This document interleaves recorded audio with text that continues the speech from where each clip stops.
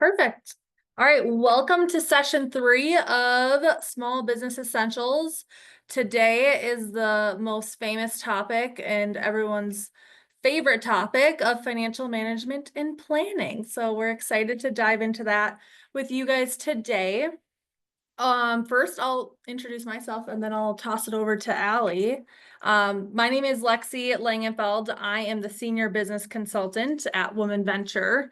I work one-on-one with clients who are in the stages of business and starting to plan for their business and support them one-on-one. So I will be able to connect with you guys at the end of these sessions and support if you guys want some one-on-one consulting. And that's a little bit about me. Pass it to Allie. Yeah, thanks everybody. I'm Allie Fenstermacher. I'm a financial advisor. Lexi and I have done a lot of work together in the past. So we're big nerds in the financial advising space together. I absolutely love working with these cohorts and just, hearing from people, hearing your business background. My background's in education too. And again, I own my own financial advising practice. I would just say again, for today's conversation, the more that people on this call can interact and give examples of what you're currently doing, what ideas you have, other ideas that you've heard, the more you're going to get out of this session. Okay, so even though we have this formal setup of presentation with information, we don't want anybody here to feel like this is a sit and get, because A, that's boring for you, and B, you're just not going to get as much out of it. So please feel free to type questions in the chat throughout today's conversation. Feel free to do the little hand raise. You can unmute yourself too if you're comfortable. But again, the more your cohort is able to participate, the more we're going to get out of today. In addition to that, so after today's class, like Lexi mentioned, Lexi can help you on an individual consulting basis. I also can too. So we're going to talk more about this, but really how I help business owners too is taking into consideration what you're doing on the personal side as well as on the business side, because again, you can't live in a silo and say I'm a business owner and I'm only thinking about my business. That does, take a toll on what's happening on the personal side too, and you have to take both avenues into consideration. So again, happy to, meet with all of you offline too. So yeah, Lexi and I will send out an email after class just with more information on that. So feel free to jump in at any point. Perfect. Today. If everyone would want to throw their business name and their business idea in the chat, Allie and I would love to see a little bit more about your business as we get ready to. Uh-oh, is anyone speaking? Can other people hear us? Can we get a thumbs up or head nods if people? Okay, great. Catherine, if you maybe want to log off and then hop back on, maybe it is some technology issue. I was worried there. I was like, oh man, we've been talking for 5 minutes already. And then when you pop on, if you still can't hear, let us know and we can try troubleshooting, on our end too. Perfect. All right, if anyone wants to throw their business name, business idea in the chat, we'd love to hear a little bit more about what your business idea is. As we do that, we're going to get ready to do the group check-ins. Reminder, group check-ins is just for you to talk with individuals in your cohort, give updates. How are things been going? What are the to-dos that you had in session 2 that maybe you completed, maybe you want to complete? What are some wins? How are things going? And then lastly, as we come back together in our session, what are some questions that you have coming into today focused around finance? So what are some things that you want to leave today's session being like, okay, I got my question answered, that will make you feel like these next 2 hours were successful? All right, thank you for throwing those in the chat. We'll look at those as we get you into these breakout rooms. I don't have your assigned check-in groups with me today, so I'm just going to throw you in random rooms so you guys can communicate with maybe some different people that you haven't yet. Give me 1 second here while I pull these up.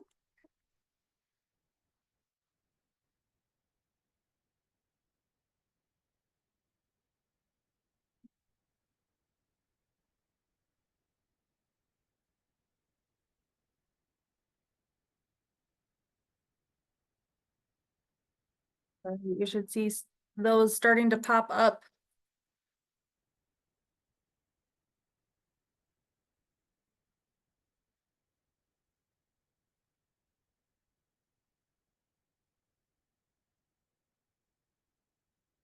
Nervous about sharing any ideas or thoughts. But yeah, if anyone wants to either unmute themselves, unmute themselves or start typing in the chat, would love to just hear feedback from everybody.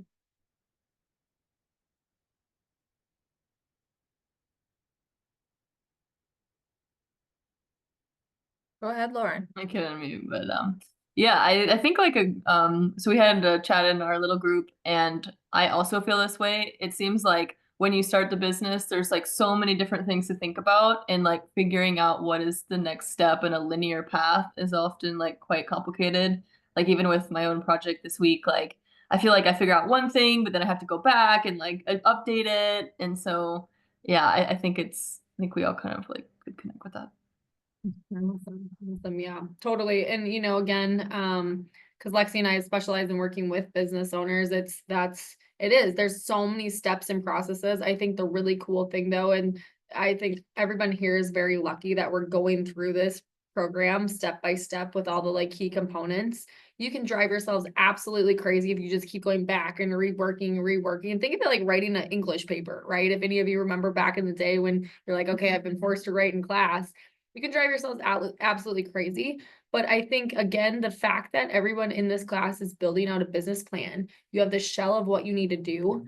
Yeah, you can keep digging more and more, but at least starting with a core foundation. And from there saying like, what's one area that I feel like right now I absolutely need to start with, and just take it piece by piece at a time. Sometimes, to be honest, it's going to be industry specific too. Right. So I don't know if I'm giving any like clarity or confidence, but you're absolutely right. It's so hard. There's so many parts and pieces. And oftentimes it's not linear. As much as we want everything to be like in order, like step one, I need to do this. Step two, I need to do this. Being a business owner, you need to like fly by the seat of your pants sometimes and be like, okay, this isn't working. I need to pivot. Like what is going to work? And doing the business plan ahead of time helps you think about some of those things that could be issues down the road. And then you're able to flip the script when it becomes an issue because you've already started to think about it. And so know that you're not alone in that. It, as much as we'd like it to be step one, step two, step three, business is oftentimes not like that. And so just kind of rolling with where things are at right now and one foot in front of the other, what can you tackle first? And again, you always have us here to support you. You have your cohort, so you're never alone. Just remember that too. Reoccurring theme for today. Thanks for sharing, Lauren. Are there any questions that, people are like, hey, I would like to know more on, or I've struggled with this in, designing my own business plan or since I've launched my business? Anything that we want to make sure we get out of today's conversation too? Anything around finance?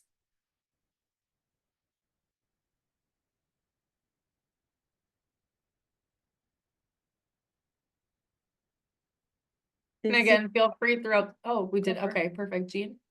Very non-specific question, but I'm not quite sure. Actually, I think Lauren said it, creating a budget. If I am doing this the way I want to, I'm not going to need to do any fundraising or looking for investors or anything like that, but I will need to have the money, like my money, going into it and trying to figure out how to do it for as little as possible. And figure out what are those things that I haven't thought of yet. And yeah. What's your line of work too, Jean? I know we threw some things in the chat. Yeah, and that may be changing a little bit. Yeah. So I thought that I would be a benefit advisor to people who have employer-sponsored health plans, people who are signing up for them. But a friend of mine pointed out to me that this idea is kind of a one and done kind of thing. So someone is going to hire me for a service and they're going to say thanks and move on because they know what they're doing. And so I would constantly have to replace customers. And she was thinking that it might be a better idea for me to be a benefit consultant for companies on a Mhm. freelance kind of basis. So I need to do my market research all over again. I couldn't find, with my first idea, I couldn't find anything on the internet about it. But there are a lot of benefit consultants. There are a lot of firms that do it. Yeah. I wanted to do it on my own. I'm 63, and so I am at that age where people don't want to hire me because of my age. And so I thought having my own business would be a way around it. So I also would need help, like how do I transition from, I work for a health insurance company right now, and I Okay. can't do that if I'm still with my current employer. Sure. So how I, not only finding my target audience, figuring out if my qualifications are the right ones, do I need to get a little bit more education under my belt, but how I can go from this job to some other type of job, as customer service or some other type of industry. So I can start doing this job. I know Yeah. that's kind of a lot all in Yeah. at once, but Well, it's Yeah, very real, right? Like just trying to figure out some of those Absolutely. moving pieces and how that relates to your current life, and then how can that create a future life that you want. And that's some of the pieces that we'll cover today is budgeting. Like what do you need to live off of? What does that look like in the future? As a business owner, how are you going to pay the bills? the benefits that you currently have through, Mhm. again, probably like a W-2 employer. And if you were to replace that. Now, again, Lexi and I are happy to connect with people offline just strategically. Really quick, Jean, just to give you like a quick takeaway. Start connecting, like if you have a LinkedIn, start looking at and researching titles and people. Really lean into people that like have been there, done that. If it's, they work for, you mentioned like a consulting company. If they work for a company, like just have conversations with them. If there are people that have done things in the independent space or have transitioned, even if it's not completely industry specific in terms of transferability, consultants know again the in and outs of how they've done it. You don't have to have like the background and the credentials and everything. You just have to prove that you have a service that you're capable of offering. Sometimes that comes down to connections too. So again, I'm kind of giving you a 10,000 foot view. Lexi and I are happy to connect with you more on that and just to give you some like strategy, because I think that's the point you're at right now is like, hey, strategically, what are my next steps to kind of figure this out before I dive into the business plan? And I think that's a Mhm. great idea. And you by reaching out to your friend and asking for feedback are all the right things. And we're Yeah. happy to keep giving you ideas too. That also Okay. shows that market research worked, right? Mhm. Like you didn't get too far into that business plan before you're like, hold on, this might not work. Mhm. And so that all that work, yes, it was a lot of work and you kind of have to restart, but it also was successful. Because if you think about, oh, I started the business and then you figured it out, that would have been way more painful. And again, I know you mentioned being in your 60s. Don't let that be something that holds you back. Because if you have talent and skill, people are looking for talent and skill. So don't let that hold you back. Okay. Yeah, I used to get approached for a lot of different customer service jobs, and then I updated my photo on LinkedIn, and now nobody's knocking on the door anymore. And so I kind of think it's probably because I have some wrinkles. Well, we all do, number one. But if you're connected with the right people that again you have something to offer them, Mhm. we can figure out a way. And I'm happy to open up my network to you too. Oh, I'd love it. I'd absolutely Absolutely. love it. Amazing. Megan threw it in the chat about business loans or small business loans and how those work. We won't dive too much into those today. Women Venture does do an informational session around like one-on-one, what does a business loan take? And those are just kind of one-off sessions to kind of share more of like, what does the underwriting process look like? What does what are the criterias means? What are the qualifications? So that session's available if you want more information there. What else do you want to add on that piece? Yeah, I mean, there's just, again, like business loans can, we can give you high level, but it's very intricate. The fact that you guys are creating a business plan, that's the biggest and most helpful component of getting a business loan. So, again, let's connect offline, with Lexi, the department, the additional resources. If you're interested in that, make sure you just write down that as your to-do list for the end of today. So we're making you all have at least one actionable step you can take. So Megan, we're gonna put a little pressure on you to do that actionable step, if that's okay. Awesome. All right, if there's more questions, feel free to throw them in the chat, come off of mute, interrupt us. We don't mind. We'd prefer that. So then we don't need to talk the whole time. But here's just a high level overview of what we'll cover today. We do have a lot of things that we're going to be diving into. So if you have questions, let us know. First objective here, we're going to dive into some professionals that are out there to help you and support you. We'll also dive into that personal budget sheet. What do you need? What is the essential? What's discretionary? So we'll talk a little bit more about budget and how that supports your current lifestyle. We'll do strategies for paying yourself. So once you are in business and you start earning income, how does that work to actually pay yourself and start preparing for those busy and down seasons?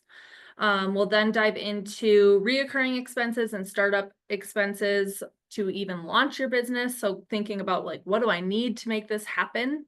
How does that look like? Do we need a loan? Do we need to fundraise ourselves? What does that mean? What does that look like? And then lastly, we'll do some math together.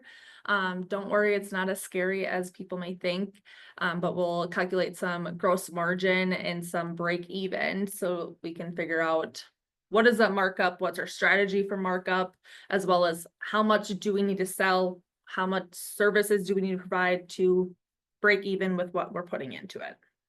And by the way, we have cheat sheets. Women Ventures phenomenal, and they did all the what am I trying to say? Workbook.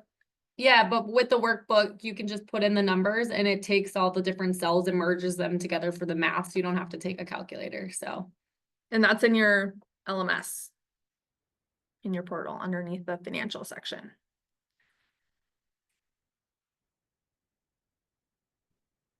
Correct. All right.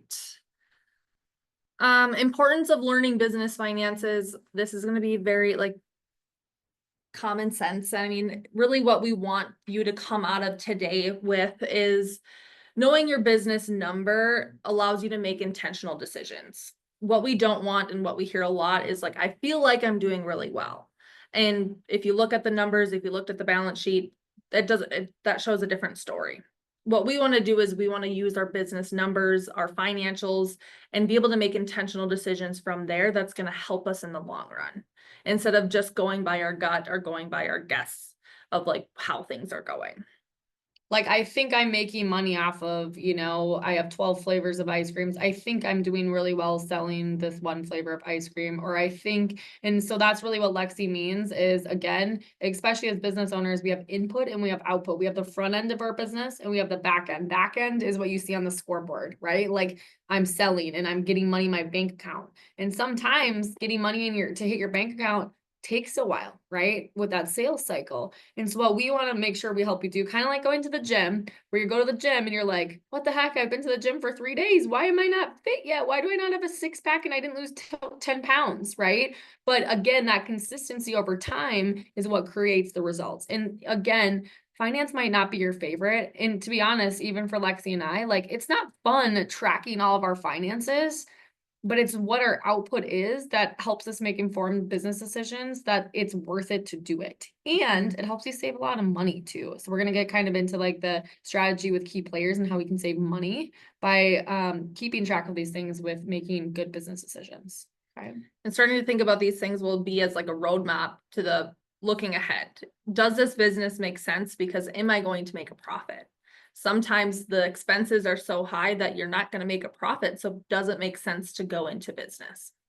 Or how can I adjust my business to make sure that I'm making sufficient money for my time and effort? Today we won't dive too much into the projections piece. We're gonna start by getting into that gross margin of like, how do we have a pricing strategy that we can like fall back on where we are like, nope, this is my strategy for pricing. So we'll focus more on that today. But financial projections and future planning helps you make those decisions in the long run. Awesome. Okay, and again, this is just a friendly reminder, right? When we're creating the shell of our work, this is an estimation. Never are you ever going to say, hey, this is my exact business plan and everything goes perfectly according to plan. That would be awesome, but it never goes perfectly according to plan, and that's okay, right? So again, that's what we're laying out right now, is that foundational piece to help you. But like Lexi said earlier too, being able to pivot and say, this is my shell, this is what I'm trying to do. If I'm getting data or things are going a little bit different, how can I pivot and adjust from there? That's what we're going to be talking about today too. So again, business finance isn't a set it and forget about it. It's this is my game plan. This is my, monthly goal that I'm going to break down into a weekly, that I'm going to break down into a daily. But when things don't go according to plan, reassess, reevaluate, and go from there. All business owners have to do that. You have to be able to be flexible. Here's some vocab words that we're gonna cover over our time together today. Take a second here and just read through these. If anyone has any like additional like quick questions about the vocab, we'll cover them more in depth once we cover the actual word when we start using it. That way we're not just spitting words at you. And you'll see these. I think the helpful thing is when I'm reading definitions in a silo, right? Sometimes I'm like, okay, well, like, how does that actually make sense? But we're going to take, like Lexi mentioned, we're going to take these and apply them to the numbers so it makes sense to you. So you can see the application, because it makes a lot more sense when you see it, again, like real world, right? If there are any terms in here, though, that your brain just cannot understand, you can type them in the chat or let us know and we can break those apart a little bit more. Okay.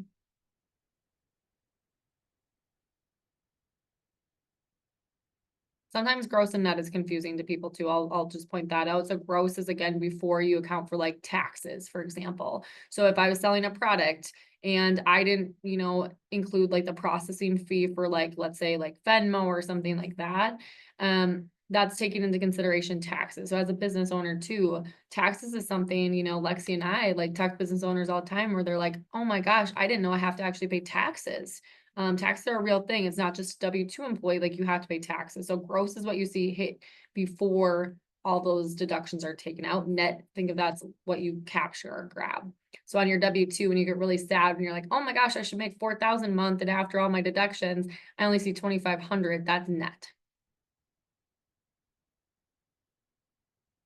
Okay, again, these are all in your workbook too. So if you want to look back, those are in the beginning page of your workbook.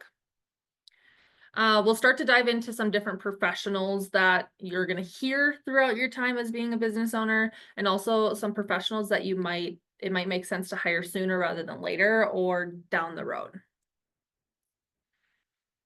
Biggest thing when hiring and working with professionals is just know that you're not alone. Like, you don't have to be the only one doing your business. You don't have to wear all the hats. If you're not good at something or you need support in something, give one of those hats to another professional so they can help and be a resource for you. Yeah, and there's just some other good tips on here too. So again, references and referrals. So that's the fourth bullet point on here. Ask people that have done it before, right? A lot of entrepreneurs are, I'm going to figure it out on my own. I'm gritty. Leverage people, because that's how you're going to figure out, like, how have you skinned your knees in the past? What have you done? What haven't you done? Like, what works and doesn't work? That can help you like jumpstart again so much quicker. So really lean into people and ask them what they have or haven't done and who they have or haven't used. Because I think trust is a big thing in referability. Again, when I'm referred by either Women Venture or other clients that I've worked with in the past, people come to me with their guards down because they've already had a good experience. That's huge, right? Knowing that you can completely trust somebody. So again, make sure you lean into that. Don't be afraid to ask questions, and don't be afraid to get free consultations. Don't feel like, sometimes like samples at a grocery store or something, people are like, oh gosh, I shouldn't take a sample unless I'm going to buy it. Like, no, take the sample. It's okay if you're not going to buy it. Take the sample. Maybe someday you will. Maybe it's just not right now. So also don't feel guilty about, doing free 30-minute consultation with an attorney, with myself, with anybody that can help you. Okay. Because genuinely, we enjoy helping people get ahead. So. And oftentimes if a consultation, like, and you feel bad about not doing something that they say right away, like, they might be a resource down the road. Like, it might be like, I just need to know what you do more in depth. So then if now is not the right time, I can come back to you when it is the right time. And people are going to respect that. And I'll just, do we wanna, before jumping into this, start going through the list? I don't think we have an actual slide here. It is in your workbook of the professionals. It's on page 32 and 33. So if you want to flip to that page in your workbook, Allie and I will just quickly list and go through that. So yeah, just some of the professionals, starting with like a bookkeeper, an accountant, a CPA. Those are all professionals that can help you track and organize your number side of the business. Okay. Okay, CPA is something that you're always going to hear. Allie, what does a CPA mean? A certified professional accountant. Okay. CPA is, I'll say this, a bookkeeper tracks your numbers and your data, and they help you make sense of things. Now, there's different levels of bookkeepers and what they track, but at the end of the day, just think of it like transactions in your business. That's how I think of a bookkeeper, someone that helps you stay organized in your business. Okay. Now, an accountant can take that and like level up to where they usually also include tax strategy. Right? They have strategies for like taxes, how to, again, take your earnings as a business owner and write off some deductions. Because man, if you're making, right, if your profit shows that you brought in $70,000 in revenue, however, your business expenses are $50,000 and you're not tracking that information accurately, that's a problem, right? Because you want to make sure that, because your net would only be $20,000. So you want to make sure that you have somebody that can help you with those strategies.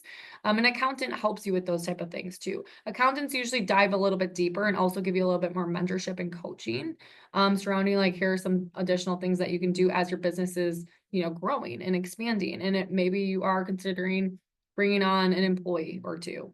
Okay, so they can give you a little bit more consulting there. A CPA is kind of, in my mind, the highest level.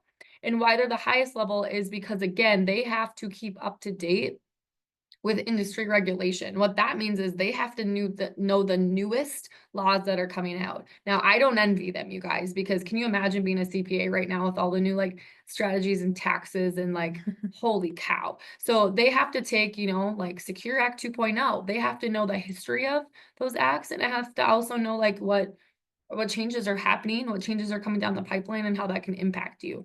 I would say this, a CPA is someone that when you are starting to profit a significant amount, and I would say at least, 70, 80,000, a CPA usually can save you a ton of money, okay? Because they know the in and out details, right? I'm going to give an example.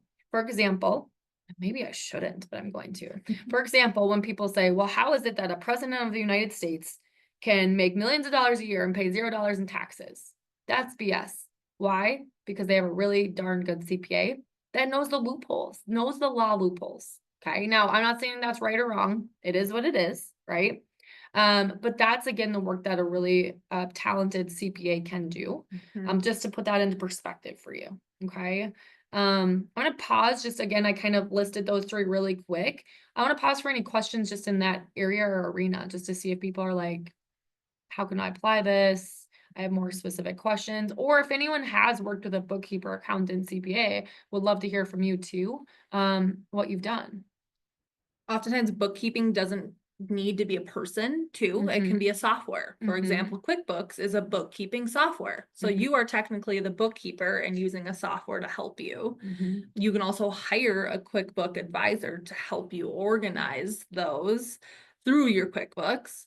But oftentimes the bookkeeper will help you with the organizational piece, and then you go to the CPA with your books, with your accounting software, and then they file the taxes. So bookkeeper is kind of day-to-day tracking. CPA is actually doing the taxes. Can I answer the question in the chat? Which is the first one starting out, CPA or accountant? An accountant or CPA is technically an accountant. It's just a higher level accountant because they are up to date on the tax law. They might come with a little bit higher price tag too, but I'll say this. CPAs are really hard to come by because you have more regulation. You have to take like the professional tests. I think if in the medical field, you know, we have like amazing nurses that are sometimes more qualified than doctors, like to be honest, right? But again, it's sometimes has to do with the credentialing. So you can sometimes, but CPAs are harder to come by. So again, finding a good accountant, that's amazing too. So don't feel like, oh, if they're not a CPA, they're not qualified. Absolutely not. CPAs are just able to give you more legal guidance on like, again, the up-to-date law. Well, a lot of accountants know quite a bit too. So, I don't know if that's helpful. Megan, great question on how much does it typically cost? QuickBooks right now, it's $17 a month for their simple QuickBooks accounting. So if you're starting to make money with your business already, doesn't hurt to get into QuickBooks. Women Venture does offer a discount, which will show at the end of your class. Once you graduate, you also get a discount for the first year that you have QuickBooks. Wave is another accounting software, not as popular as QuickBooks, but they do have a free version. It's very, very simple. But that doesn't hurt to start doing some accounting. And then I know there was a question of like, how much does it cost? It really depends on how much you need. What I mean by that is like, if you're a business owner that, you know, again, you're like, hey, let's meet quarterly and you can look at my book of business and you just have to spend a couple hours crunching numbers. I mean, I don't want to give exact quotes, but it could be, you know, as much as like 2,000 a year, just depending on how much detail you need. But if you need more, say you have a ton of employees or you're really having them like do a lot of like cross analysis on like all of these different things you're selling, and it can get more expensive. One thing to remember about that though is when you are hiring any professionals or using any software like Lexi mentioned, that is a business expense. You can write that off on your taxes as a business expense. Okay, I'm going to give you an example. One of my clients owns a winery, and she, like, again, you look at her profit, her revenue for 2024 was like 600,000. You're like, holy cow. But strategically, she knows, hey, I'm making good money, but I'm going to take that money and reinvest back into my business to make it grow even more. So she actually is at a loss for the year. She's actually at a loss of like negative 200,000. So is she paying anything in taxes? No. And she can actually use that negative 2,000 going forward to 2025. Again, I'm getting into the nitty gritty, but I'm just trying to show everybody that, again, you can keep reinvesting into your business strategically. Okay. Hopefully that's helpful for you too. Keep in mind, keep all of those receipts. All that can be business expense. Okay. I don't know if that was helpful. Awesome. Okay, next professionals, the next session that you have is with a business lawyer. So they'll dive a little bit more into what they can do, but what a business lawyer can help with and support with is like contracts. If you're hiring employees, they can help with that hiring process. They also look at like the legal structure of your business. Does it make sense to be an LLC or does it make sense to restructure? People and then Yeah, financial and then advisors. business insurance, you have business insurance advisors. What they do is they look at you as a business and they look at what policies you need to protect yourself. Oftentimes you're going to hear the term umbrella policy. Umbrella policy covers you and your business as a whole and is just like a general coverage. Now, if you have a brick and mortar, you're going to want some coverage, being if somebody comes into your store and they slip and fall, they can sue you. And what that umbrella policy does is protect against anybody going to sue you. And again, in your session that you'll have with the lawyer, it know your industry, right? Industry specific. So even if you're not a brick and mortar, to Lexi's point, say you're like, hey, I'm doing an online service. Maybe I'm a mental health counselor. There's no reason somebody could sue me. Just always, again, dig into your industry to see like what areas of protection do I need, because all business owners should have some type of protection. I'm going to go on a soapbox for 30 seconds with that and say also to protect yourself, make sure you're registered as an LLC if you're ever taking any form of payment. AKA if you have a good or a service that you're, producing, make sure you have an established LLC. Now, again, sometimes people are like, like it's okay. I've been in business. I'm really slow right now, so I'm not going to. If you do not have an established LLC, people can go after you. In other words, sue you, not only just for your business, but also sue you for any personal assets that you have. Okay, so that's very important to make sure that you register an LLC. Even if you don't know a lot about it or things can change in the future, make sure that you do have that protection if you are taking any form of payment. And then in addition to that, we mentioned the umbrella policies. Umbrella, you think of companies like State Farm, Aflac, Geico, where they're like, we sell any and every insurance under the sun. A lot of those companies do help you. Sometimes, though, industry specific, you need a more specialized company too. Okay. So again, don't just reach out to those people, ask industry specific questions with people that have already done this. And then a financial advisor. I'm kind of on both sides, right? I'm on the insurance side as well, on the investment side of things. So really what I do for people is a CPA, by the way, really looks at it with like a horse with blinders. And that's not bad. It's not good. It just is, right? So when I say a horse with blinders, a CPA, a bookkeeper, an accountant, look at your numbers 365 days. So right now, okay, they're looking at it like, hey, what does 2025 look like? And they're looking at it like this. So any strategy with taxation, inflation, etc., they're just going like this. They don't care about what happened in the past. They don't care about the future. They're just going like this. What I do as a financial planner is I take into consideration not just this year. Like this year is very important. I work very closely with those specialists. But also what's coming up in the future. Okay. So what does life look like? Tax, inflation, interest rates look like 2 years from now, 5 years from now, 20 years from now. When you're past retirement, how can that affect you? So we look at that whole conglomerate. Again, like I mentioned to you before too, I look at your personal side as well as your business. I have to look at them two parts to a whole.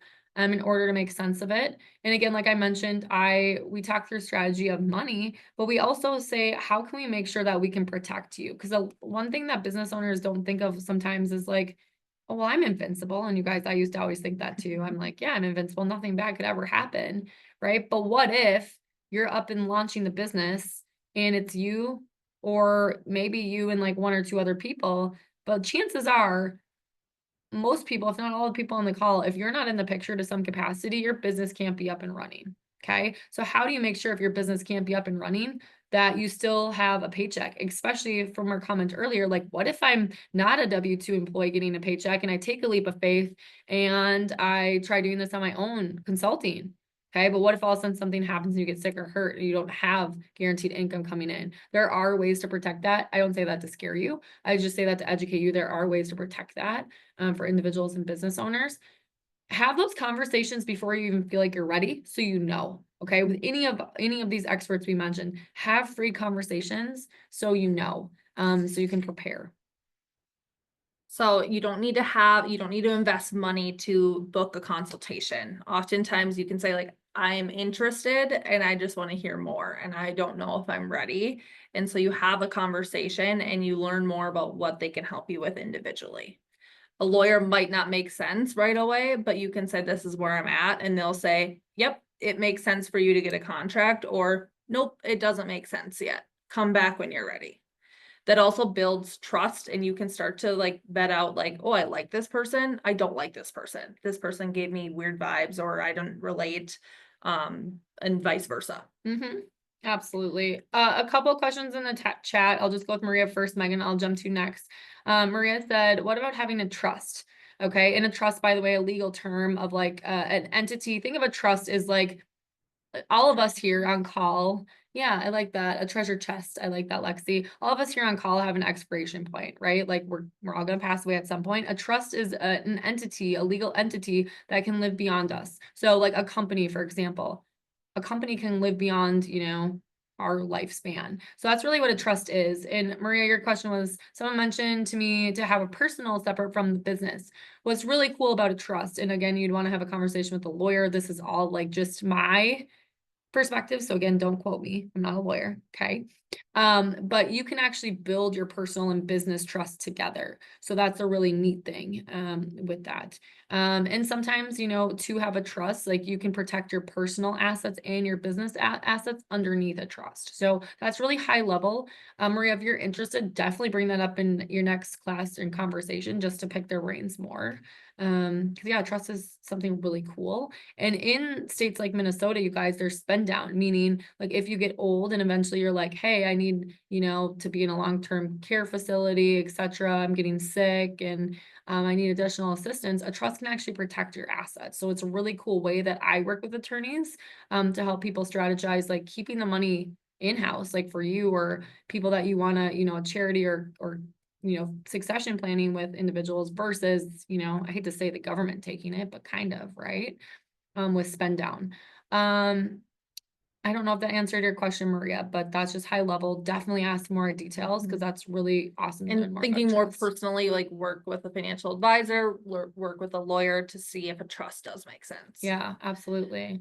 And then Megan, as far as liability, preparing for liability, it does depend on the business that you have. So if you're a consultant, for instance, and I give bad advice, I would want to have consulting insurance and I would want to have insurance around that. Same thing if you have a food industry, you'd want to have insurance around if somebody gets sick, or if you are in medical, like whatever advice it just depends on the business that you have and what kind of liability insurance that you would need. And I would say always continue to have review conversations with those individuals, just because again, like we all know here, like society's evolving. If we say this was 50 years ago and we mentioned half the professions and opportunities that exist today, people would be like, you're crazy. That won't happen. Right. So I would say remember to always continue having conversations to protect yourself too.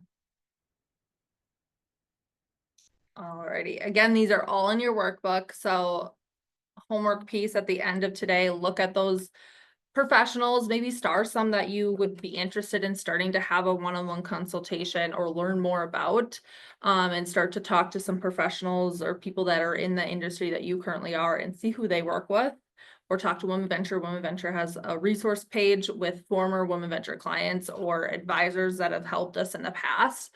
Go on there and see some of those professionals, and reach out just to have a free consultation. So, and then Megan, to find out, I'll just do a Google search. I'm in this business, what kind of insurance or protection do I need? And then talk to the lawyer and they'll be able to give you more, Industry specific recommendations.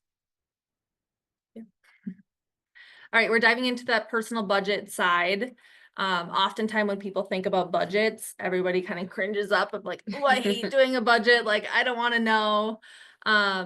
What we always say is a budget is just like a pulse check. Like, where's things at? Like, where's on a month-to-month basis, how are things going? And then from there, you're able to make decisions based off of knowing where your number's at. All right, when doing a budget, oftentimes people think of that pen and paper, you're writing everything down. That is always a way that you can do a budget, but now we have technology that can support you doing a budget so you don't have to spend time every month doing it. So these are some current technology that people have used that gave good feedback on tracking. Oftentimes these hook up directly to your credit card, directly to your debit card, so you can see where that money is going automatically. I will drop in the chat here. I'm going to stop sharing for a second. A spreadsheet that you can use if you are a little bit more, I want to write it down. No. Similar. Okay, cool. I made a new one. You made a new one. I Isn't made it a more new improved one? It is. It's better than our other one. This here is a Google Doc. Once you click on the link, it will make a copy for yourself. So nobody will be able to have access to that. So it's a copy for you. I selfishly want to see it right now, if that's okay with everybody, because Lexi made a new one. That's awesome. If it loads. But on here, you can start to track out like personally, where's everything at? as well as that last tab has a budget sheet. So once you make a copy, this will pull up. You have your personal expenses, so you can start to list out Oh, like zoom what's the in. assets, what's your current liabilities,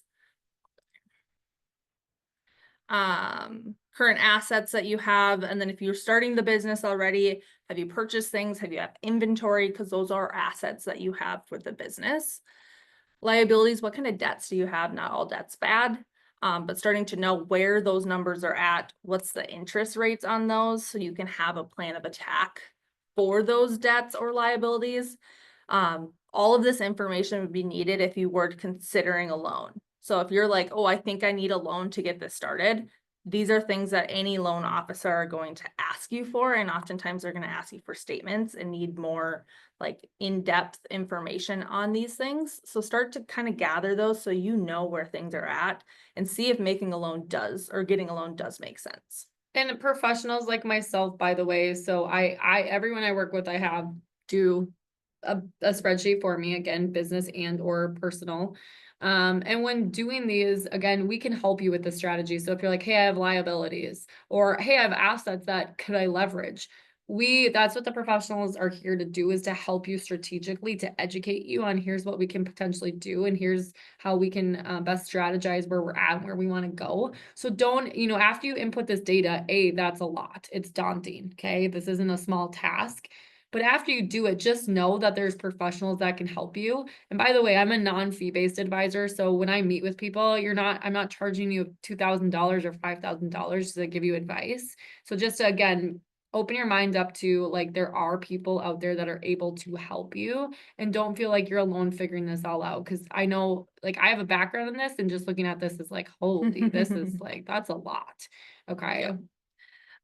This budget tab here, once you plug it in, it will actually start to add things up in total. And then at the end, you can kind of see a breakdown of how much of your budget is going towards essential, how much is going towards discretionary, and then how much are you allocating towards savings. When we say essential, think about that of like non-negotiable, have to pay. Have to pay for rent, have to pay for utilities, have to pay for basic food, right? And then the discretionary, to Lexi's point, like, I don't have to get my nails done. It would be nice. I don't have to go get, bougie coffee from a coffee shop. I can make it at home, right? So again, the reason discretionary is very important for business owners is because sometimes we have to make decisions. Like Lexi and I, as business owners, we have to make decisions sometimes of, if things are getting tight, where can I trim off some extra fat? I need to pay for these things with my essentials, but I don't have to pay for the discretionary or the like nice to have. But again, when push comes to shove, can this discretionary help me with business decisions? And then this last tab here is just some questions and things to think about. As you put in time to do this, think about some times of like, what do you want to change? What do you like? What do you don't like? And then from there, you can make the decision. Doing a budget's like ripping off the Band-Aids. The anticipation is like horrible. Like, oh, I don't want to know where my money's going. But once you rip it off, for example, for when I do it, it's like, oh, like Amazon's getting a ton of money. Like I can now make that decision of, okay, now I don't want to spend to Amazon, so I'm going to limit myself there. And I'm making that decision, and I can then do it instead of starting a budget of like, oh, I'm going to limit this amount. Make those decisions ahead of time based off of what you already did. So now you have some feed into it. What are people currently doing for budget, or is anyone currently doing a monthly budget? Using any type of like tracker or anything.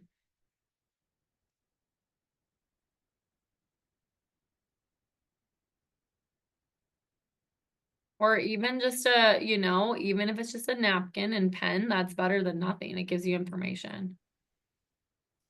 Hi, it's Carmela. I was gonna say I definitely use a Excel spreadsheet budget Yeah. for my monthly budget. Awesome. And then as far as my business budget, I used Microsoft Copilot to help with that. Nice. Amazing. Thank you, Camilla. That was great. Lauren using Quicken. Not consistent enough. That's okay. I mean, Lauren, the fact that you're doing That, and again, I'm curious, Lauren, is that for your business too? You're using that right now for, and where are you at in your business, if you don't mind me asking? Yeah, for both personal and business. And Oh. where I'm at as far as like location or Oh, sorry, I didn't clarify. In terms of like your business, are you up and launched? Are you?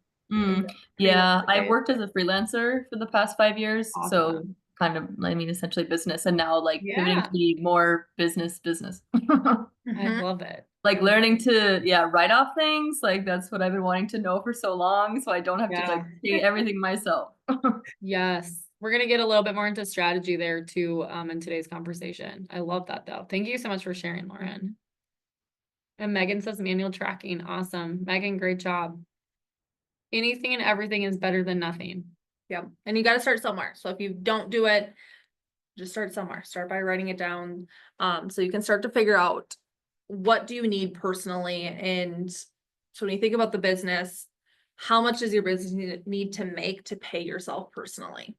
That is what kind of the baseline of doing the personal budget is how much do we need for our lifestyle currently? And how can our business then support our current lifestyle?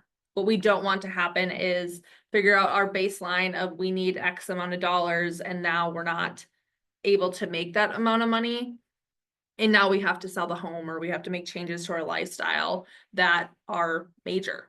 So starting to know those numbers ahead of time so you can prepare and start to have a plan and strategy in place for paying yourself and making that living.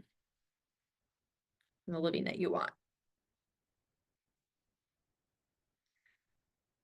Okay, any questions on personal budget before we jump into objective number 3?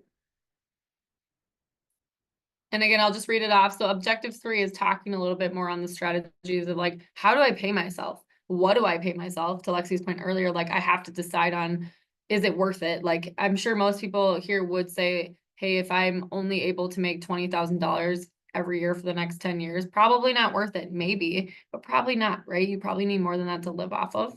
And then being able to also look at like strategically, how can I not just pay myself, but like, how do I save? And then what happens when there's fluctuations in business, right? The profitability, the up and down, in and out of season. So what do I do when that happens too? So we're going to just talk through some strategy there. Again, feel free to jump in, give examples, ask questions through this, because that's where you're going to get the most out of it. And I'm going to pick on Lexi to draw some pictures too, because I really like how she has some good examples that she gives the drawings for this too. So, do you want to recap this quick? Sure. Some things to consider when you're paying yourself. The first thing is your household's needs. I've already kind of talked about this of like bottom line, what do I need personally to live off of? That's the first thing that you should consider when you start to think about paying yourself from your business. From there, then you start thinking about your business needs. Again, what is essential for my business? And then maybe what is extra for the business? For business, for example, essential is that rent, software, things that you need to run your business. Discretionary is maybe a new sign or a cup of coffee with a networking friend. A new TV, things for different ambiance of your place. So those are the kind of the needs personally in the business. What does it need? Essential. And then from there, starting to think about future goals. So thinking about personally, having a savings of 3 to 6 months of savings, to cover any emergencies, to cover any unexpected cost coming up. Starting to think about putting some money aside for savings. So how I think of it too, you guys, again, I don't know if this is like beating a dead horse. I first say personal essential, business essential. Then I take a little bit of the discretionary and sprinkle. I don't go all in, right? But I say like, I'm going to sprinkle a little bit into my household needs. Like I'm going to enjoy a nice cup of coffee here and there. I'm going to do a little bit to like assign, not go crazy. Sprinkle in, again, the discretionary for personal, discretionary for business. More important though, too, like Lexi just pointed with number 3, have a savings. Start building that up, because if we go too heavy in the discretionary and start like splurging too much on both personal as well as business things, I see this a lot of times with business owners. We get excited because we're like, oh my gosh, I was forecasting making $30,000 this quarter and I made 80. I'm rich. Time to go like splurge and like either personally like go on vacations or, you know, again, on the business side, like invest into X, Y, or Z. But if you overcompensate sometimes and you don't have that emergency backstop, that's where again, crazy stuff happens, expected or unexpected, like a pandemic that no one, you know, could have predicted. And boom, now what? Okay. So again, that's where I just really stress, like try to build up that savings little by little as much as we can before we go too crazy on the discretionary, like the wants. Okay. And then lastly, your overall goals, like thinking about personal side, what goals do you have personally? And then thinking about the business, what are some future ideas for growth that you have that you can start either saving for or start investing in to get your business to that next level? And then just talking about, again, what I talk to, you know, clients about all the time, thinking about, and this is a huge one, personal, where it says, does your business create passive income? And can somebody buy your business and have profitability from it? Because sometimes business owners put a lot of stress on themselves where you're like, hey, I'm only profiting 10,000 a year. I don't know how much I have to show for it. But certain lines of work, you have a book of business, you have a clientele you're building up, etc. You have a name or a brand that you can sell someday for future value. So take that into consideration too, if you're not sure about like, hey, how am I putting money away for the future and where will this get me? Because it's really important to not lose sight of that. Okay. Especially since Social Security might not exist in the future, right? Like that's a real conversation, even more so now. Scary. Yeah. Horrifying. Okay, so those are some just considerations. Now like getting into the logistical, like you're gonna hear this forever. Always separate your business financials and your personal financials. Easiest way to do that is just getting different accounts. Getting a business account or getting a separate personal account that you're only using for business. If you're not getting loans, it's not as essential to get an actual business account. Oftentimes some business accounts have higher fees or higher things associated if you don't have a minimum number or minimum amount of money in there. So those are some things that like quick and easy to do to start to create that barrier. From there, I'm going to show you like a strategy that I did when I ran my practice to keep things separate and was super easy as well as allowed me to pay myself consistently. So what I personally did was I had my personal checking account, my personal savings account, as well as my personal emergency fund. Now, This is taking some talent. I know. like it. I don't have my Do you have a pen pen? anymore. No. Will this one work? Hold on one second. We're gonna see if my pen works. It As is much a as I like to touchscreen. see Lexi use the mouse, maybe this will help her. Nope. Oh, darn it. I could use my finger, but that's even worse. Okay. Okay, emergency fund has 3 to 6 months of your essential bills saved up in there. The reason why I have it separate is I like to have that like out of sight, out of mind in an account only used for emergencies. Because I'm one that I like to touch it. If I want to buy something, I'm going to touch it if I have the money sitting there. So I put it in a separate account to have that barrier for myself. Personal savings, I do personal savings for the things that I want, trips that I have coming up. I'm getting married in May, so my personal savings is a little bit lower than usual right now. And then checking is like pays the bills. Now on the business side, I had my business checking, my business savings, as well as my business emergency fund. Now on the business side, not as essential to have the separate account here. Again, I just used it to mimic what I was doing personally because it worked for me. A lot of people just have their business checking and their business savings, and they have that emergency fund in their business savings. Now, when I got paid from my business, here's my business over here. All the money that I made from my business went into my business checking. So if you have Venmo, if you have Zelle, Etsy, invoices, whatever form of payment that you're currently connecting, have it all go to one account. So have it filter into your business checking account. From there, that checking account, I use that checking account to pay the business bills straight out of this checking account.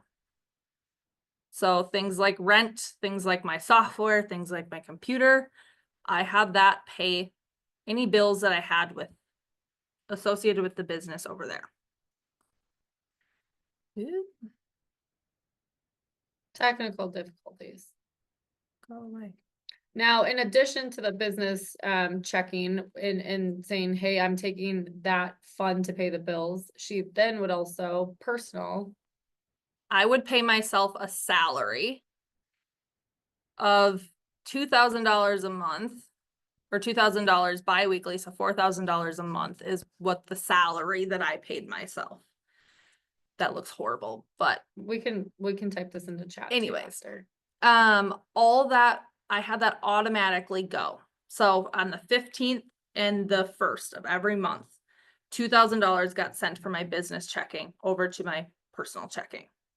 Now, if there was a month that maybe I didn't make as much, I then would go in and change that amount, knowing that, hey, this is a little bit lower than what ideally would want it.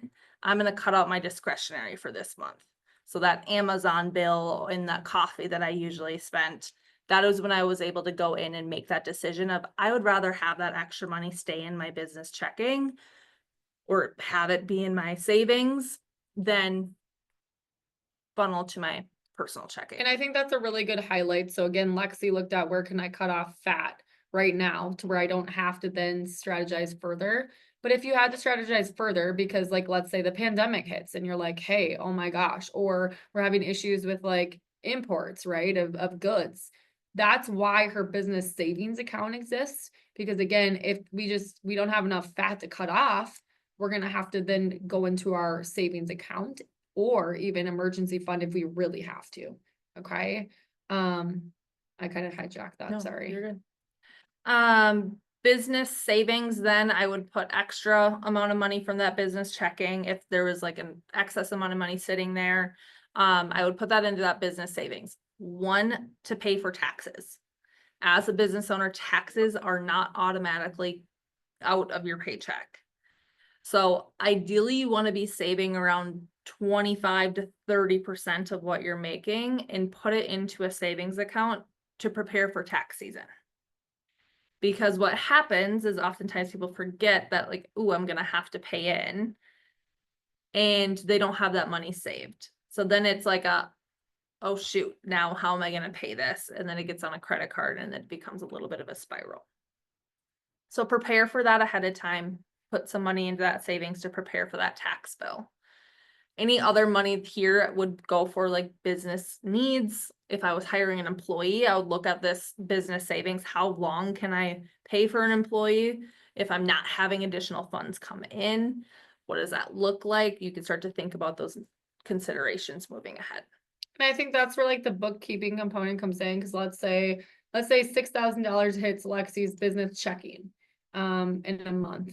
Okay. She has to be diligent and say of that 6,000, how much is taxes? So right away, she might just do 25% of and put that into her business saving, out of sight, out of mind. Okay. So you do have to be diligent. And that's why, again, it's important to say like, when am I going to have these periodic check-ins with myself to hold myself accountable? Because you guys, to the comments earlier, it's so easy when you're wrapped up in business, right? Like, oh my gosh, business is like off and launching, or I'm having issues, like probably even good issues, right? Sometimes you're like, finances are the last thing that I want to look at right now because I'm just trying to survive. But if you make it a date on your calendar, like every single month on or bi-weekly on, this is when I'm having a date with myself, no exceptions, and I have to look at my numbers. That's how you stay clean in a business. It is so important to do that. Okay. Think of that like your checkup with your doctor, right? Like if you don't go in, there's usually consequences. Going to a dentist, if you don't go in, there's consequences. So as much as like, you're like, I'll get to it. It can get messy really quick if you don't attend to it. So make sure that that's a non-negotiable on your calendar. Literally block it off in your calendar is like your religious time of like, I have to do this in order to be on track. For sure. And then from there, so this example here shows regular salary. Like I paid myself a regular salary. Owner's draw coming from those religious dates, coming from quarterly check-ins with yourself with how your business is doing. Owner's draw is like irregular Lump payments or lump sums that you pay to yourself. That is considered an owner's draw. It's not consistent. There's no schedule to it. A lot of business owners do it at the end of a quarter. They look at their profit and loss, where things at, and then is it time to give myself a bonus? Or do I keep that money in the business and save it for a different thing? And that comes from looking at the books and being in the books and seeing where things are at. And with regular salary too, again, that's where you lean into what are my essentials and what do I have to pay myself to be sustainable. So that's where I would say take that regular salary and what's the bottom line that you need to have for yourself to make sure you can keep your personal side afloat. A nice thing about doing a salary is it's considered an expense for the business. So working with a CPA, they can help write that off as a part of the expense for the business. Any questions so far? I know we just like threw a lot at your brain. So if you're confused by anything too, or it'd be helpful to like review or re-explain things. Again, we've been doing this forever. So to us, it all makes sense, but so don't be shy is what I'm saying, to like ask additional questions.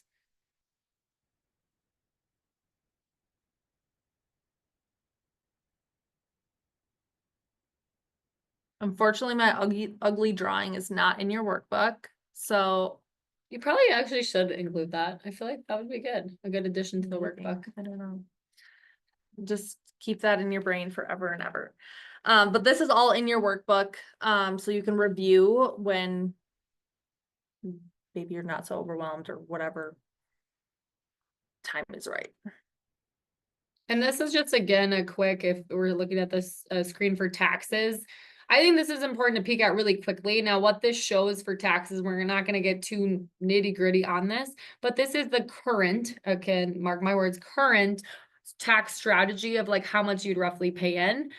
So again, if we're looking at like, if you're you yourself and I, right, me, myself and I single, and you're profiting X amount, now take into consideration multiple sources of income. If you have W-2 and you're making 50,000 and in addition on your, your business, you're making another, let's just say 30, that would be 80,000. So that would fall into the tier of where Lexi's pointing with a cursor, the 22%. Okay. Now, err on the side of putting away 22%, but understand that how taxes actually work, me nerding out quickly, is the first 0 to 11,000 for a single person is taxed at 10% for every single person, billionaires, right? The next $11,001 to $44,725 is taxed at 12%. So if you err on the side of like, hey, I'm roughly making $80,000 a year, that's 22%. If you just pull 22%, that's where you'll be okay. Now, let's say you're in a situation where you're like, I think my business will profit roughly 50. And you're like 6 months in and you're like, oh my gosh, I'm going to probably double what I thought. It's okay if so far you've only accounted for 22%, but then going forward, you're like, oh my gosh, I'm going to bump up into this next tax bracket. Going forward, then just make sure you take out 24%. Okay. Again, that's high level how, again, I would just strategize for yourself. Use the same thing if you're looking at the rest of the diagram too. So like married filing jointly, etc. Awesome. And we already talked about having cash for downtime.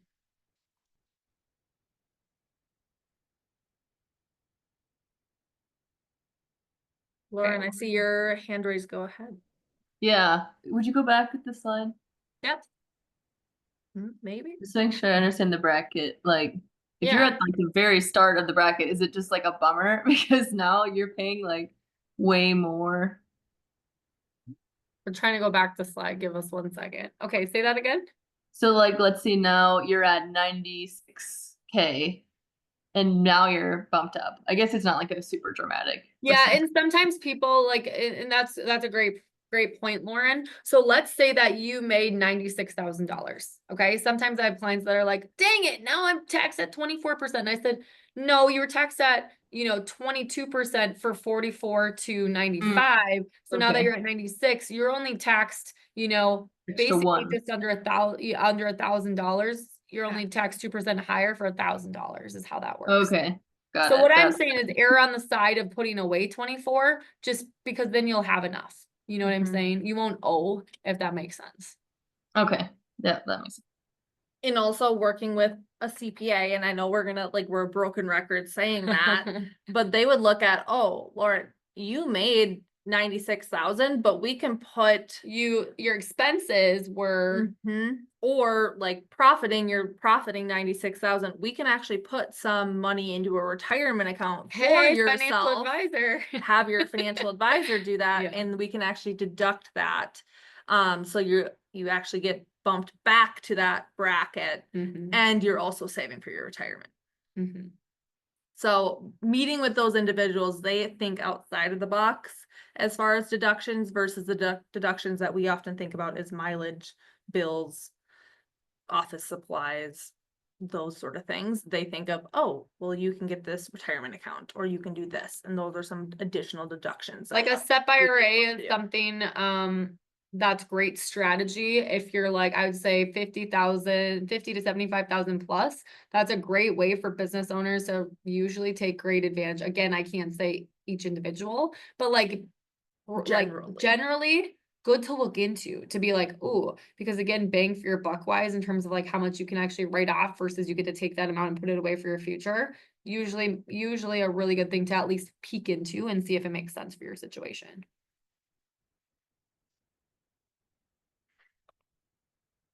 Always, like, this is always something we already kind of mentioned, but as a business owner, you deserve to pay yourself. You deserve to live your life.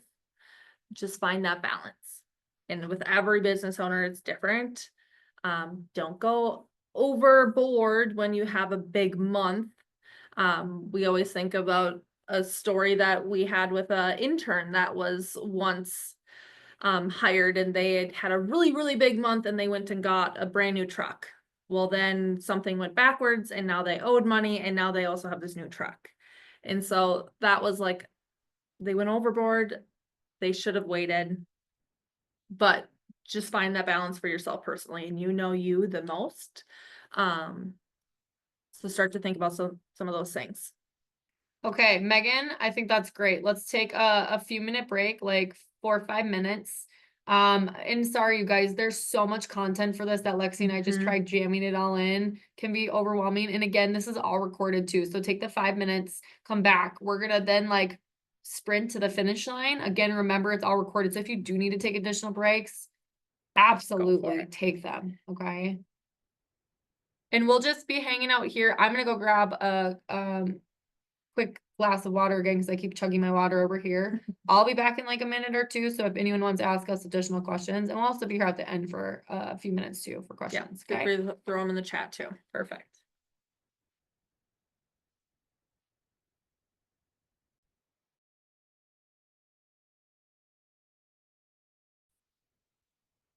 If your brain's at capacity, I encourage you to just sit back, or even if you're like, I can't soak in anymore, log off. You have this recording, pick up tomorrow when you are refreshed, because I know it's 7:31 on a Tuesday afternoon. And so I respect that. Know where you're at personally. But for the rest that decide to stay on, we're gonna hunker down and get through these last two objectives here. Starting off with objective 4 is talking about some of those reoccurring expenses and startup expenses to launch your business. Do you want to go through both again? Sure. Oh, sorry. There we go. So yeah, just vocab really quick. Capital, that just means money or assets. Really, I think of capital as anything worth value is capital. Okay. You hear the word capital all the times in terms of like, how can I leverage capital? How can I, and absolutely that is something that if you like, let's say you have a home, right? And you have equity in your home, meaning you've put money into your home, you can leverage capital in some situations. So again, that's just think of capital that way, a resource you can tap into that's worth value. Revenue, any income that's generated by a sale. Okay, so again, you had some type of product or service that you gave, and you have income that came from that. That's revenue. And then profit, again, that's the difference between amount earned versus the cost to produce. We're going to go into some tangible examples with profit, but again, you have to take into consideration your time and your money and the resources that you use in order to say, is this worth it? That's profit or profitability. Awesome. So being in the beginning stage, first things to start to think about is like, what does it take to get this business off the ground? And what we categorize that as is a startup cost. Startup cost is like a one-time cost in order to get the business launched. For example, I was working with a dog park business, and they're like, oh, in order for me to launch the business, I need to get better flooring, I need to paint, and I need to get equipment. And those are three things that they needed to pay right away to get the business, to get the doors open for business. So when thinking about startup costs, it's just a one-time fee that you're paying to start the business. Now there might be additional like every year. So think of like an in-home daycare. I have clients that are like, hey, I run my in-home daycare. Yes, there's the initial startup cost of buying everything, right? If you think of all the components that go into that, crazy. But then, every so often, like, hey, I might eventually need new flooring or new carpet or new toys. So again, there are reoccurring expenses aside just from like your monthly cost too, that sometimes it's important to take into consideration. So I'm just going to add that variable too of recurring expenses. Think about like over time, are there going to be major things that you need to do just to refresh as well? Okay. And then reoccurring, Lexi's mentioned this already. That's just the ongoing secular part of your business. So again, if we think of, just like on our fixed side of things, like our mortgage, right? So anything that you have to pay every month to keep your lights on. Okay. If it's things with technology, if it's, again, employing people. But keep in mind too, with the reoccurring expenses, there can be volatility in those expenses. So I always think of too, again, what's the price to heat things? Price of utilities change drastically depending on your season. If you think of like, again, we had a client that owns her own chocolate business. So fun, by the way. Wouldn't that be fun to just own a chocolate business? But she's like, hey, certain times of the year I can charge more, but certain times of the year chocolate is a lot more expensive too, right? So just supply and demand. So keeping that in mind with business strategy of like, when am I going to buy and how am I going to be strategic in my recurring expenses and plugging those variables in. Okay. And again, like it says below, why you need it, just to set a budget and sales goals for your operation. So knowing that like, hey, in the summer, there might be a 10% increase in utilities just to keep my business up and running. I have to take that into consideration with my bottom line, my business revenue. So reoccurring expenses, think about that as like your monthly budget for your business. What is going to come out of the bank account to keep your business running? Startup cost is, in order to open the doors, what does it cost to get it started? Here's an example, and you have this in your workbook as well as that sheet on LMS that we'll also walk through in these next couple examples. But just start listing, like, what are some things that you'll need right away, whether it be equipment, a website, printing materials, whatever that you need for your business in particular. If you have a brick and mortar, it's probably going to be a little bit higher than somebody that is doing a service online. There's not as much needed to get started right away doing an online service versus having a physical location. But just start listing some of those things that come top to your mind. And then also look on Google, like do a Google search and see like, what else are you not thinking about that you need to start your business? And I would always say, try to over budget for this. The thing that we always hear is even people that do diligent research, just like everyone here knows, if you're like, hey, I know exactly what I'm going to get at the grocery store, it usually costs you more than we think, right? So really, I would say like add on, like, I know this is going to sound dramatic, even add on like a buffer of 25%, if at all possible, to say, hey, this might cost more just to prepare. that's the biggest feedback that I've gotten from all the business owners that I work with is like, wow, startup costs, like it always costs a little bit more than we think. And that's usually Or the there's always unexpected things that you Expenses. don't think Mhm. about or you forget about, or if you're opening a hair salon and you have to get something fixed because somebody bumped something, like there's always something.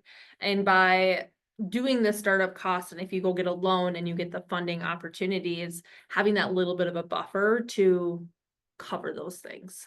Mm.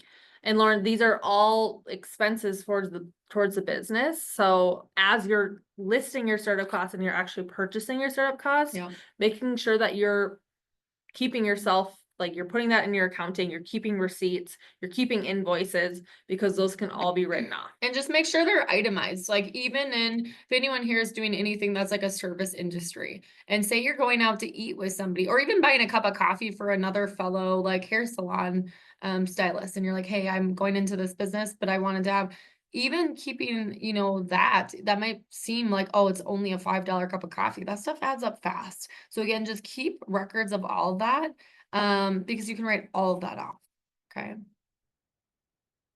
And a lot of times when people think write-off, it's not 100% written off. Like you're still paying for that, but it does help deduct that total amount that you For made taxes. for taxes. And then reoccurring expenses, those are things that will continue to be charged, either fixed or variable. Again, fixed stays the same, variable changes. So internet most of the time stays consistent, on a month-to-month basis, versus utilities can fluctuate a little bit. So when you're adding up your monthly expenses, go on the higher end of those things. So if utilities are lower one month, they're higher in the winter, go with the higher one overall, so you have an idea on how much those things cost.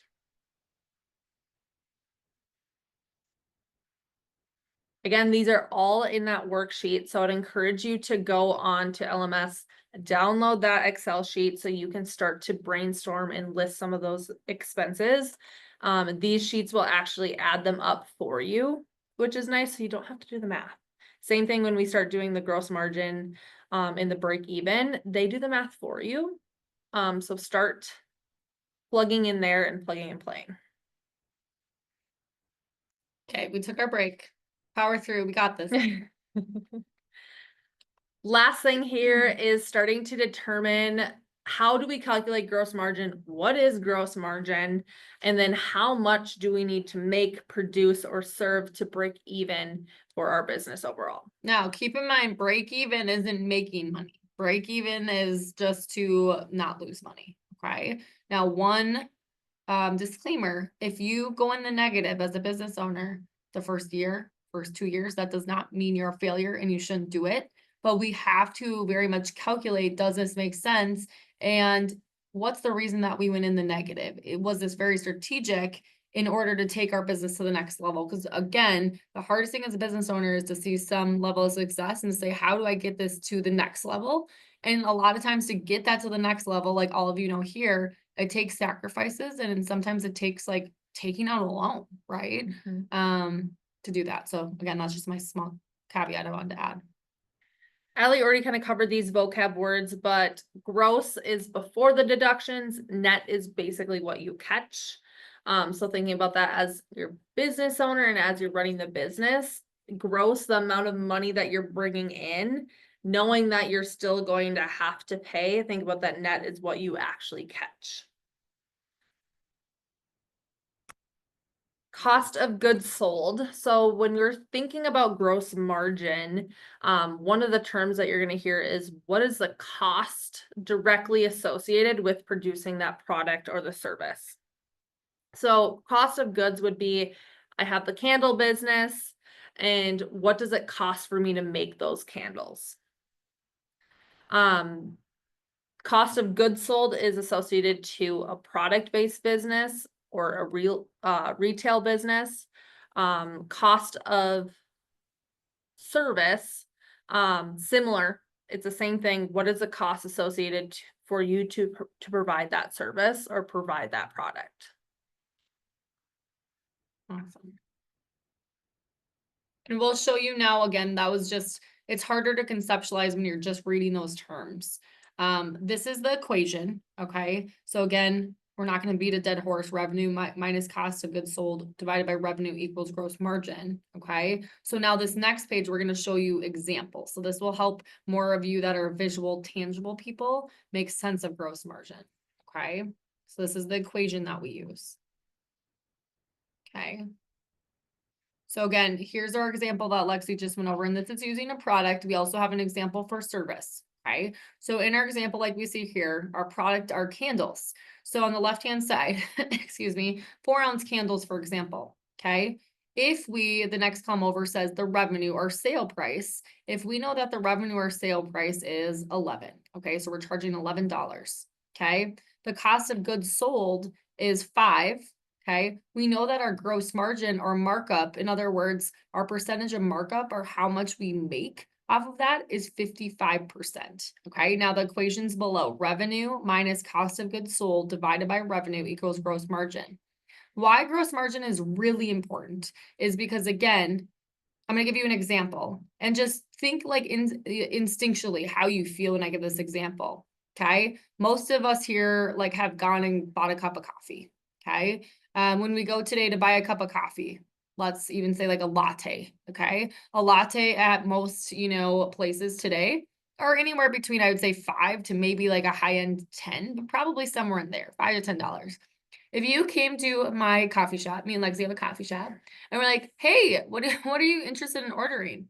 Oh, I'd love to get a latte. Okay, that's $1.06. Okay, now again, what's your first gut reaction to that? Dang, that's a cheap latte. Okay. Either you're like really excited, but then what do you say next? Why is that latte so cheap? Hold on. Okay. So why we give that example is because, again, we've become accustomed to with coffee, just knowing the industry, we pay way too much for coffee. Okay. And that's a fact. We do pay way too much. If we actually look at the gross margin or profitability of like chain coffee shops, does anyone want to take a guess of what their gross margin from a percentage point is for profitability? Just a guess, and that's okay if we're way off. 70, I love it. Okay, this is gonna blow your mind. Paying for the name brand, yep, like going Yes. to Starbucks versus a different local coffee shop. Okay, this is gonna blow some of your minds. A lot of times it's right around 200%. That's how much coffee shops are making off of us a lot of times. Okay. Now, again, local mom and pop shops, different because they might cost, charge the same. But again, if they don't have like as many people coming through the door, so you're thinking like Starbucks and how much money they're making off suckers like me, a lot of money. Okay. But why that's important is, again, if we're too cheap, people are going to start asking questions.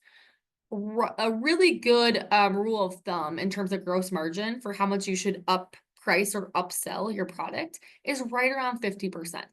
Okay.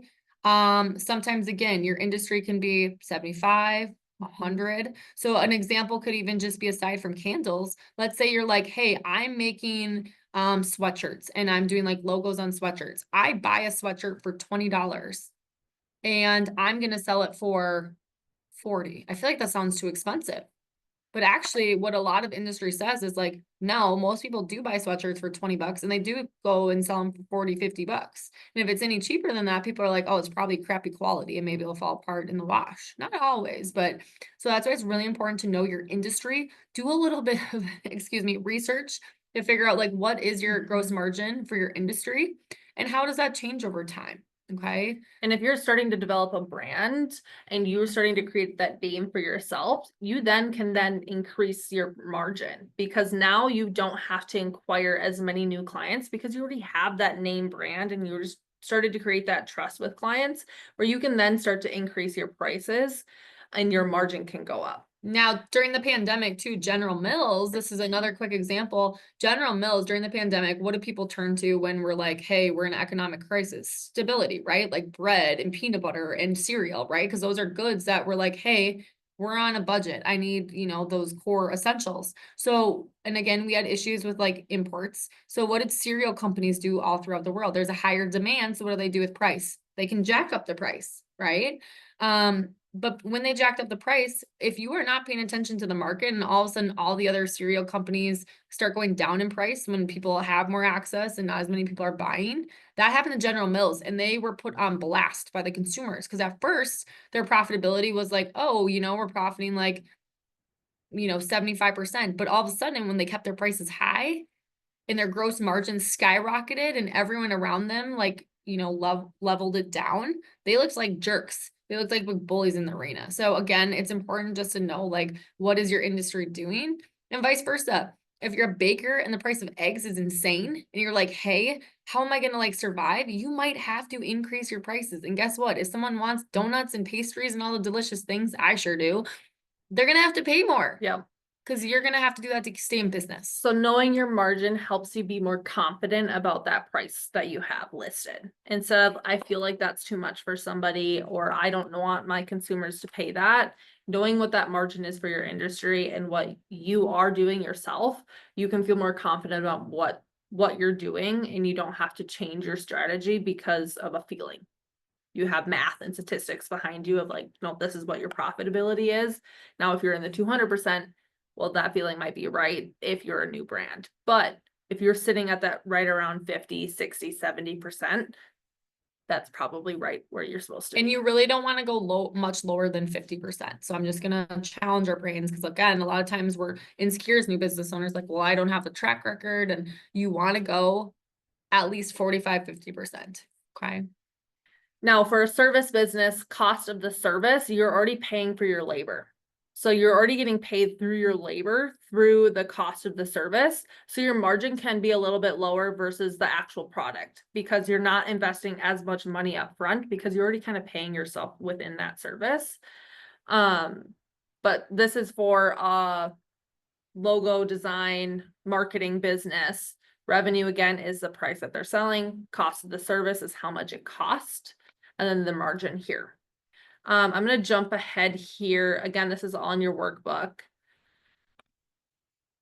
And again, break even is just the idea of like, I'm not becoming profitable. I'm just breaking even to make sure my assets and liabilities are aligned.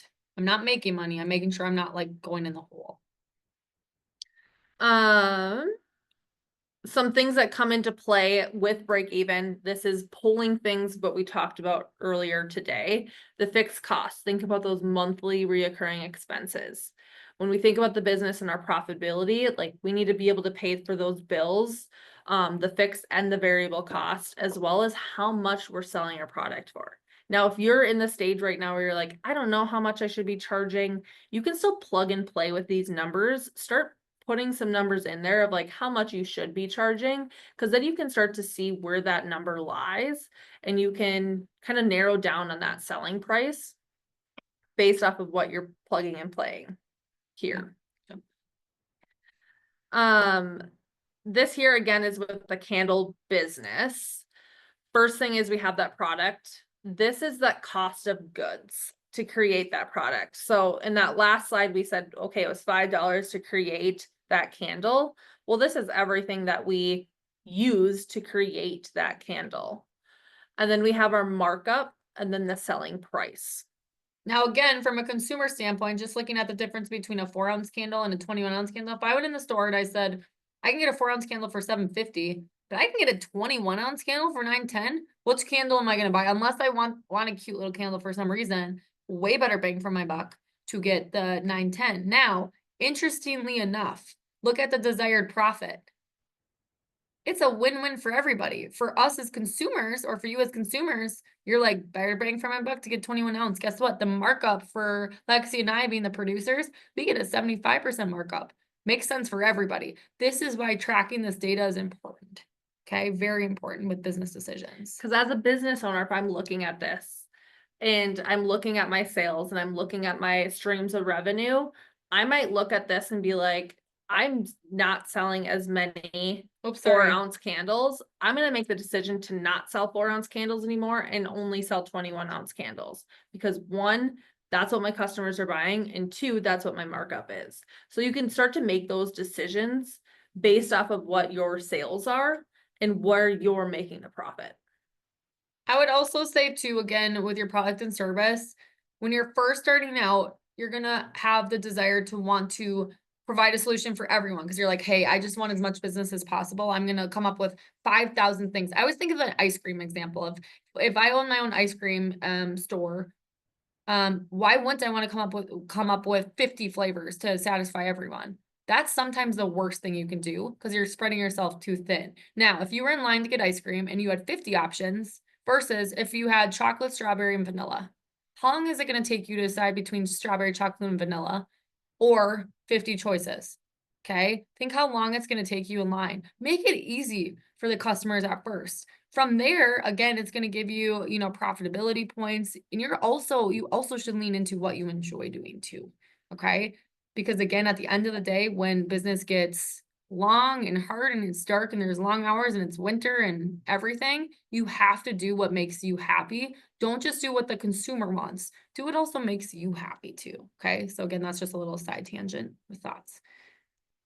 Okay, here's the actual math for the break even. So using that fixed cost divided by our selling price minus our variable cost will equal our break even in units. So if you are a product-based business, so thinking about those candles, by doing this formula, you'll get how many candles you need to sell in order to break even. So leveling with how much you're paying versus how much you're making. So you're not making a profit here, but you're just even. To switch that into dollars, you then use the units times the selling price. So how much you're selling your product for, that will get how many dollars you need to make.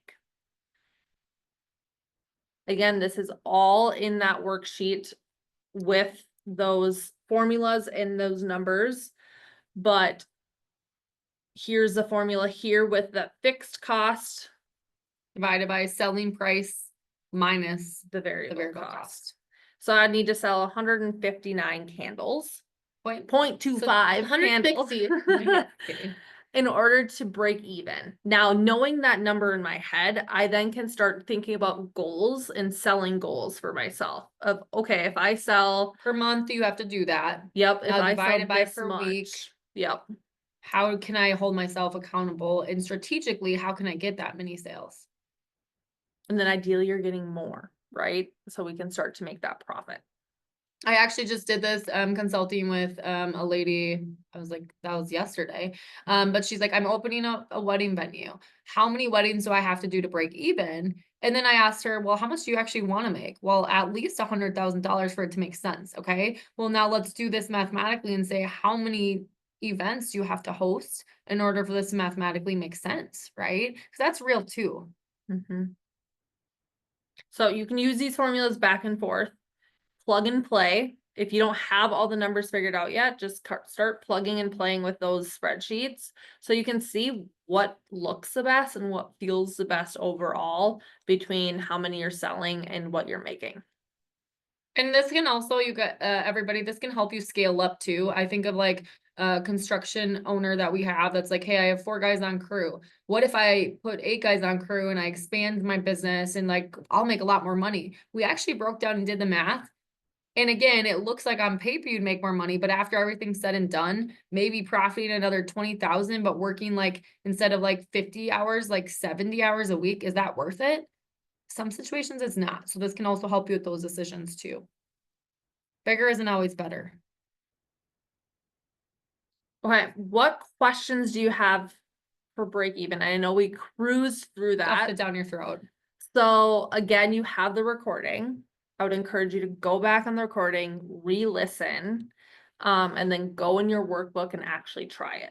Hearing it and looking at it is one thing, but actually plugging and playing is a completely other thing. So start to do that. But what questions do you initially have before we wrap up for today?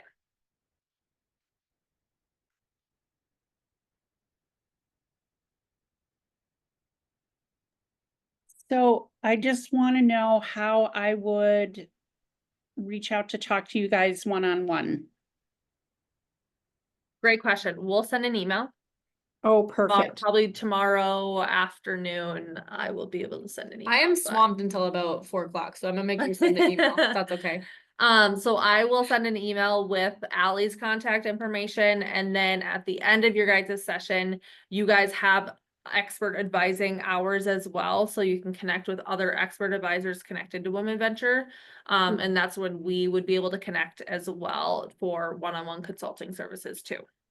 Okay, perfect. Also, if you guys are in Hennepin County, there is a program called Elevate. Is anyone in Hennepin County currently have either home or business? You can register your LLC's address there if you, that's actually pretty smart, isn't Yeah. it? I will drop in the chat. So if you are in Hennepin County, there is a program called Elevate. Elevate is partnered with Hennepin County to give free one-on-one consulting services for any businesses in Hennepin County or have a home base in Hennepin County. Through that, you get 25 hours of free consulting services. So That's we huge. would be able to have 25 hours together for me to nerd out with you and support you and do whatever you need to do. I would be there to support you more in depth. Through that, I will drop this in the chat right now. So they have 25 hours a year.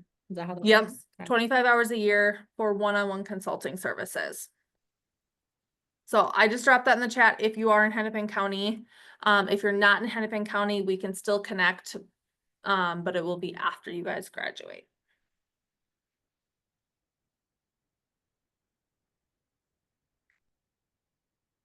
All right, last couple things before we log off for today is we shoved a lot of information at you.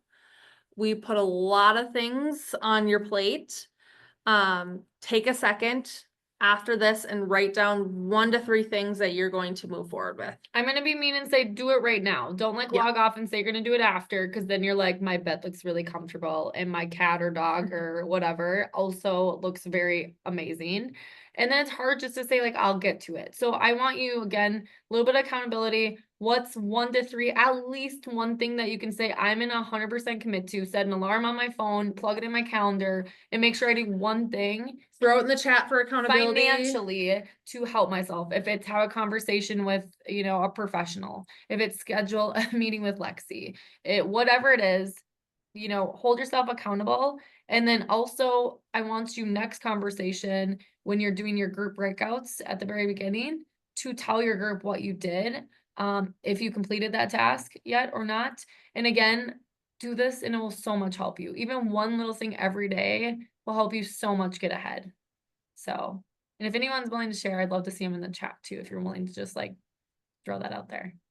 Love it. Oh, good. Work on gross Yeah, that's margin. awesome. Thank you. I'll meet with the lawyer tomorrow. Awesome. Oh, was that a direct message? I'm so sorry. I read that out loud. I apologize. Sorry, Tia. I totally read that out loud. I didn't realize it was for the group. I apologize. Sorry. Hey, but you're getting that lawyer meeting. That I'm was so sorry. I a didn't long- just say that out loud. Yeah, I'm seeing him tomorrow. So Awesome. Woo. Amazing. Awesome. All right.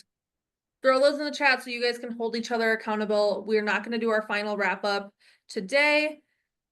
Amazing. Thank you, Lauren. But as you log off today, give some feedback. Allie and I love to hear the feedback. What areas that we can continue to improve in as well. Thanks for spending your time with us tonight too. And again, we're genuinely happy to help you. If there's ever anyone we're connected to within, outside of Women Venture, like use us to, we love nothing more than helping business owners excel and learn. And that's what this community is about. So we're here to help.